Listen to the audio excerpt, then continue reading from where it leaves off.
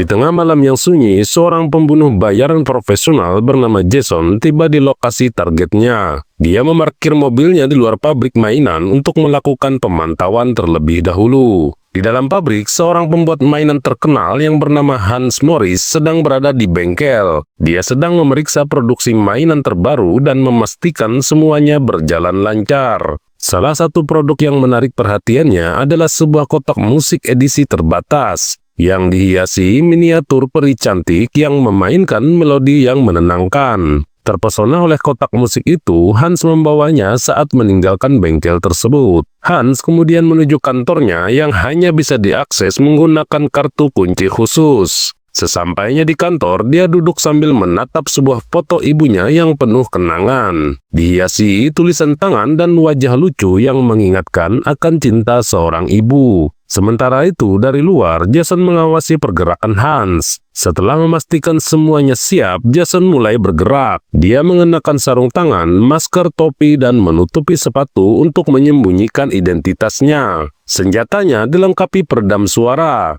memastikan operasi berlangsung senyap. Tak lama kemudian, seorang petugas keamanan mendengar suara mencurigakan. Ketika dia tiba di pintu masuk, dia menemukan sebuah ponsel dengan pesan ancaman bahwa benda itu adalah bom. Panik, petugas itu segera membuka pintu dan berusaha membuang ponsel tersebut. Namun, Jason muncul secara tiba-tiba melumpuhkannya dengan pistol bius. Setelah mematikan ponsel dan mengambil kartu kunci petugas, Jason menyembunyikan tubuh petugas itu. Dia memeriksa kamera keamanan dan menyadari ada petugas lain yang sedang berpatroli. Jason segera mematikan semua kamera lalu mengejar petugas tersebut. Dengan ketangkasannya, dia menembakkan peluru bius dan berhasil melumpuhkan petugas kedua dan memastikan tubuhnya juga tersembunyi dengan baik. Jason akhirnya menuju lantai atas dan membuka pintu kantor CEO. Di dalam, Hans yang terkejut segera berdiri. Wajahnya pucat ketakutan. Sebelum Hans sempat bereaksi lebih jauh, Jason menembaknya beberapa kali untuk memastikan kematian targetnya dengan cepat dan efektif. Setelah memastikan denyut nadi Hans telah berhenti, Jason melihat bingkai foto ibu Hans yang pecah akibat tubuhnya terjatuh. Dia memperhatikan tanda aneh di belakang bingkai tersebut, namun tidak memeriksanya lebih jauh. Jason juga menemukan kotak musik yang sebelumnya menarik perhatian Hans. Dia mendengarkan melodi indah dari kotak musik tersebut dan membawanya pergi.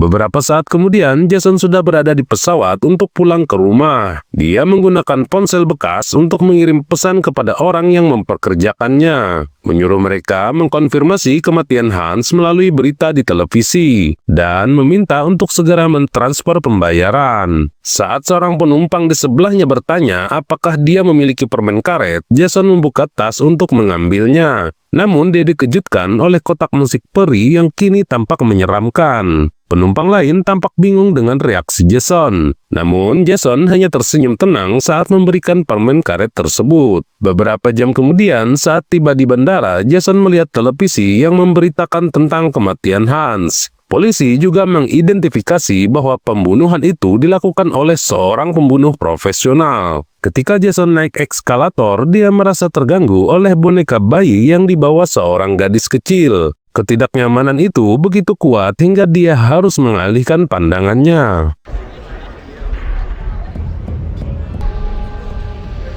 Setelah tiba di resepsionis apartemennya, Jason memperhatikan mainan lain yang berada di atas meja, yang ternyata juga merupakan produk dari perusahaan milik Hans. Begitu masuk ke dalam apartemennya, dia melihat mainan bebek yang pernah ditinggalkannya di kolam renang. Rasa gugup memaksanya untuk memindahkan mainan itu ke balkon. Setelah mandi, Jason mengambil kotak musik peri dari tasnya dan menaruh benda itu di lemari kaca, tempat dia menyimpan benda kenang-kenangan dari setiap korban yang telah dia bunuh. Kemudian, dia memeriksa laptopnya untuk memastikan pembayaran atas pekerjaannya telah diterima. Dia juga melihat ada pekerjaan baru yang menantinya di London. Namun sebelum itu, Jason memutuskan untuk tidur sebentar. Pada malam harinya, Jason terbangun karena bel pintu berbunyi. Dia memeriksa kamera keamanan dan melihat resepsionis meninggalkan sebuah paket di depan pintunya. Jason membawa paket itu masuk, namun dia merasa curiga karena tidak ada informasi pengirim. Pada bungkus paket tersebut, dia melihat tanda wajah kecil yang sama dengan yang ada di foto Ibu Hans. Takut akan adanya jebakan, dengan sangat hati-hati Jason membuka paket itu menggunakan pisau. Setelah memotong bungkusnya perlahan, dia menemukan sebuah kotak bertuliskan mainan tentara lengkap dengan senjata dan kendaraan mini.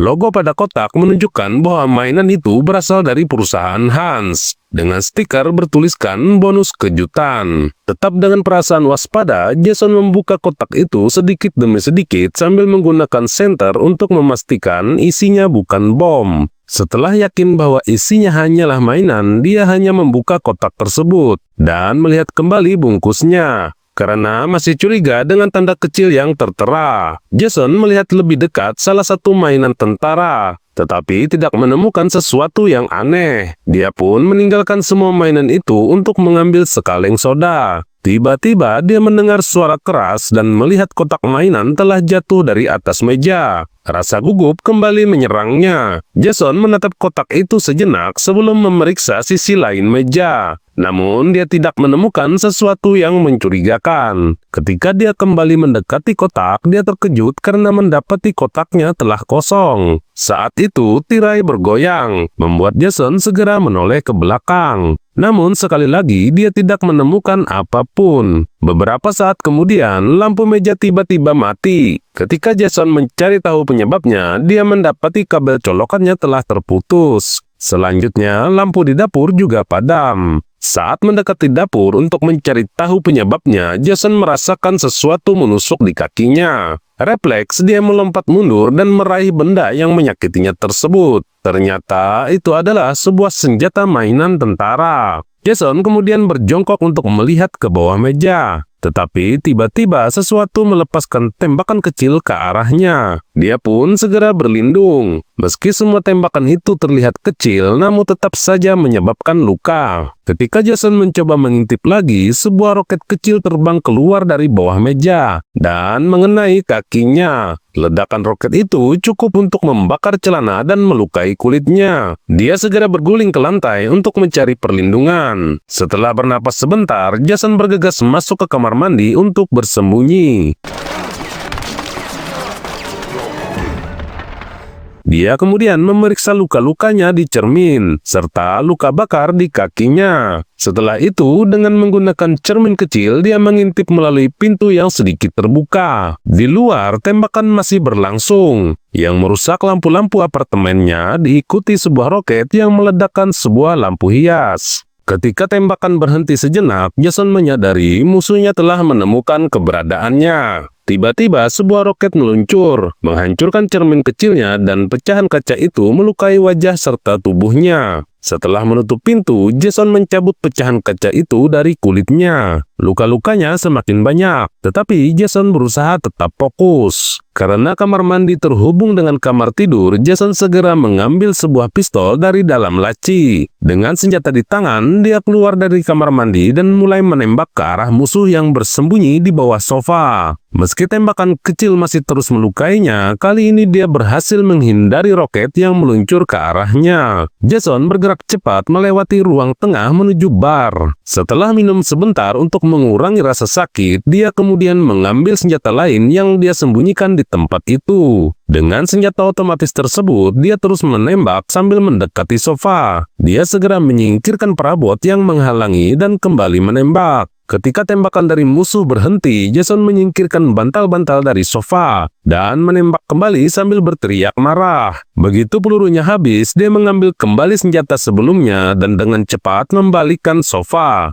Akhirnya dia mengetahui musuhnya adalah tentara mainan dari kotak yang dia terima sebelumnya. Banyak tentara mainan itu telah hancur, namun beberapa yang tersisa mulai berkumpul kembali, membawa kendaraan dan mengambil kembali senjata mereka. Jason menginjak 2 di antaranya, sebelum sisanya kembali menyerang dan mencoba menembak dengan roket. Untungnya, Jason berhasil menggagalkan upaya tentara tersebut.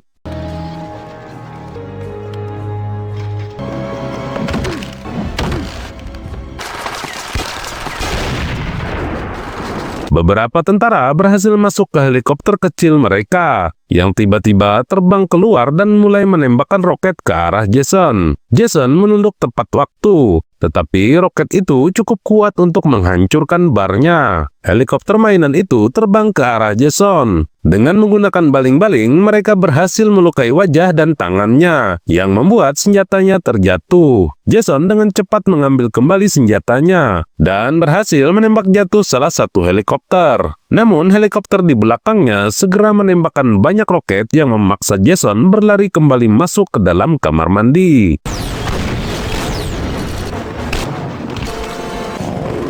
Saat melihat ke cermin, dia terkejut mengetahui tubuhnya penuh dengan luka. Dengan tangan gemetar, dia mencuci dan mensterilkan luka-lukanya sambil berteriak kesakitan. Setelah minum sebentar, dia membalut luka di tangannya dengan hati-hati. Saat mendekati pintu, tiba-tiba sebuah roket melobangi pintu kamar mandi, yang memberi jalan helikopter mainan itu untuk masuk. Bertindak cepat, Jason menggunakan handuk untuk menangkap helikopter tersebut dan melemparnya ke lantai serta menginjak-injaknya dengan marah. Tak lama kemudian, helikopter lain muncul dan menembakkan roket. Ledakan itu tidak cukup untuk menghentikan Jason. Dia segera mengambil senjatanya dan balas menembak. Mendapatkan balasan, helikopter itu segera keluar dari kamar mandi. Setelah memastikan tidak ada lagi ancaman di luar pintu, Jason mengambil mainan yang masih bergerak itu dan memasukkannya ke dalam kloset serta menyiramnya. Dia menggunakan handuk untuk menutup lubang di pintu.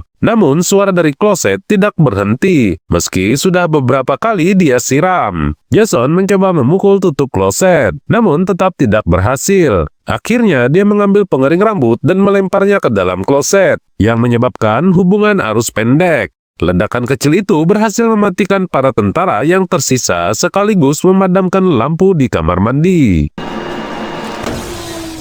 Dalam kegelapan, Jason kemudian duduk untuk istirahat sebentar. Dilanjutkan dengan menjahit luka di kakinya. Setelah selesai, dia meminum segelas air untuk mengumpulkan tenaga. Jason kemudian mengambil semprotan pengusir serangga yang kemudian dia masukkan ke dalam saku sebagai senjata tambahan.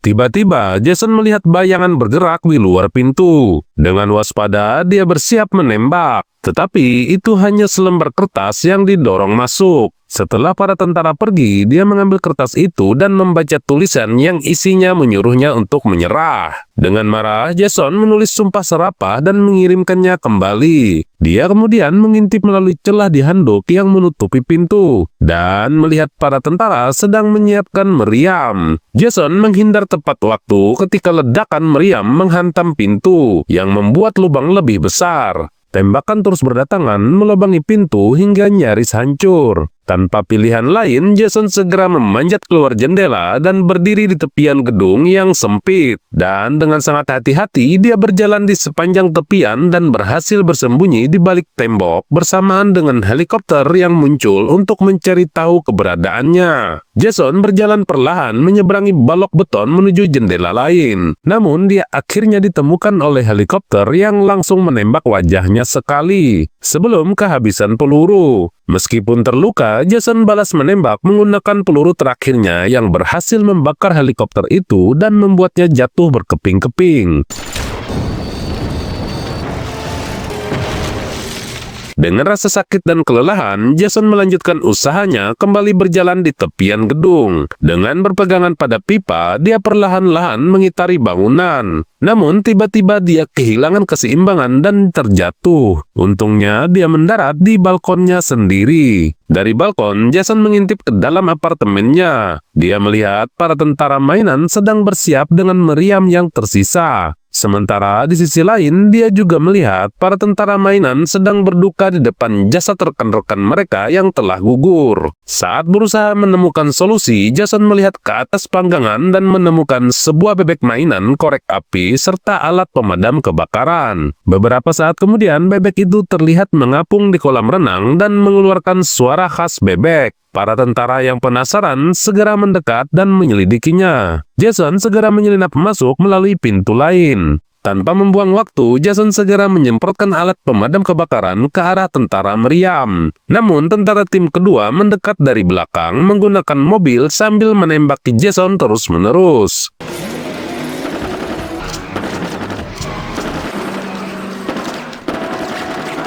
Dengan tangan gemetar, Jason berusaha menyalakan korek api. Dan setelah beberapa kali mencoba, dia berhasil menyalakan korek itu dan menyemburkan api menggunakan bantuan semprotan serangga, yang membuat mobil mereka terbakar dan meledak. Jason berteriak puas sambil mengarahkan semburan api ke tentara lainnya. Setelah cukup membakar, Jason bergegas mengambil pisau dan memotong para tentara yang gosong menjadi beberapa bagian. Dia bahkan menusuk salah satu tentara yang tersisa. Melihatnya seolah-olah menggeliat kesakitan sebelum berhenti bergerak. Tiba-tiba terdengar tembakan meriam dan menghancurkan bebek di kolam. Setelah semprotan pemadam habis, terlihat para tentara sedang siaga di dekat meriam. Namun, Jason sudah berdiri di belakang mereka dan memukul para tentara itu dengan kotak mereka sendiri. Mengira semuanya sudah selesai, Jason mengumpulkan semua mainan yang rusak dan memeriksanya dengan seksama. Namun, dia tidak menemukan hal aneh pada bangkai tentara mainan tersebut. Dia kemudian menghitung jumlah tentara untuk memastikan tidak ada yang tertinggal. Setelah yakin, dia membuang sisa mainan-mainan itu ke dalam tempat pemanggangan dan membakarnya.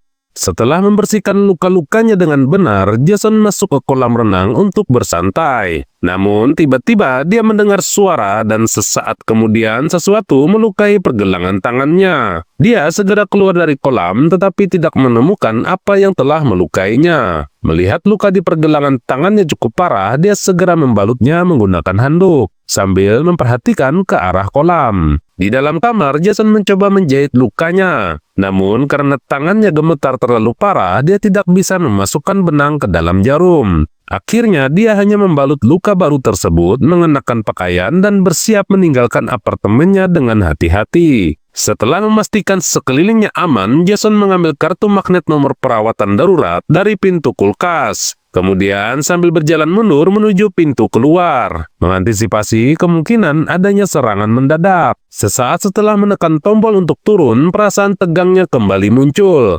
ketika dia mendengar suara gerakan dari atap lift. Suara itu semakin keras yang menandakan bahwa sesuatu sedang masuk ke dalam mekanisme lift. Tiba-tiba panel lift meledak dan membuat lampunya padam, serta membuat lift berhenti mendadak. Seketika penutup langit-langit lift terbuka, memperlihatkan satu lagi tentara mainan yang melompat masuk. Namun kali ini tentara itu lebih besar dan lebih kuat dibandingkan sebelumnya. Dalam kegelapan, Jason mencoba mengikuti suara gerakannya menggunakan senter kecil. Tetapi pergerakan tentara itu terlalu cepat. Tanpa terlihat, tentara itu menyerang Jason dan melukai kakinya dengan cukup parah, serta melukai pergelangan tangannya yang lain. Jason dengan cepat mengikat pergelangan tangannya menggunakan ikat pinggang untuk menghentikan pendarahan. Di dalam panel, Jason melihat tentara itu menggeram kepadanya yang terlihat seperti seorang Rambo yang marah. Tentara itu segera naik ke atas lift, dan sesaat kemudian terdengar dua ledakan beruntun yang membuat lift berguncang hebat.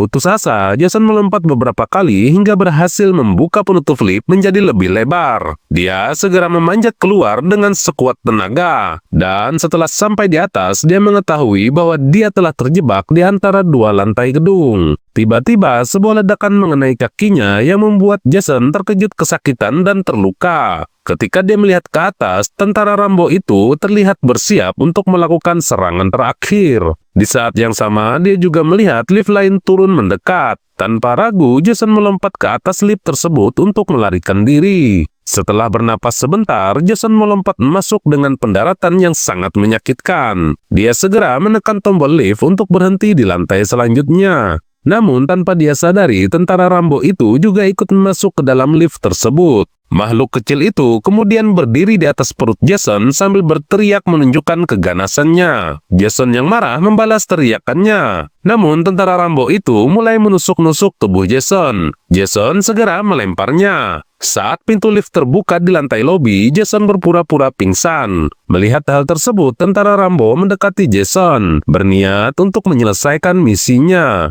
Namun ketika makhluk kecil itu hendak menembak, Jason menangkapnya dengan cepat. Dengan mengerahkan sisa kemampuannya, Jason terus mendorong tentara Rambo itu ke tepi pintu lift yang akan segera menutup. Tentara Rambo itu mencoba menghentikan pintu dengan sekuat tenaga. Namun kekuatannya tidak cukup berarti. Pintu lift menutup dengan kencang dan menghancurkannya. Sesaat, Jason menarik napas lega. Tetapi dia segera mendengar suara bip yang mencurigakan. Dia mengamati sisa tubuh tentara Rambo itu dan menemukan sebuah bom kecil tersembunyi di dalam tasnya. Sebuah senyum pasrah terlihat di wajah Jason ketika dia menyadari akhir dari permainan ini. Bom itu meledak beberapa detik kemudian menciptakan gelombang api di dalam lorong lift. Sementara itu, di apartemen Jason, sebuah stiker di kotak mainan tentara terlepas. Yang dibaliknya tertulis pesan rahasia yang berisi bonus kejutan komando dan senjata termonuklir. Dan dari dalam lemari terdengar suara musik peri mainan yang memainkan lagunya, menandai akhir dari pertempuran yang melelahkan. Dan film berakhir. Sekian alur cerita film kali ini. Dan sampai jumpa lagi di video selanjutnya.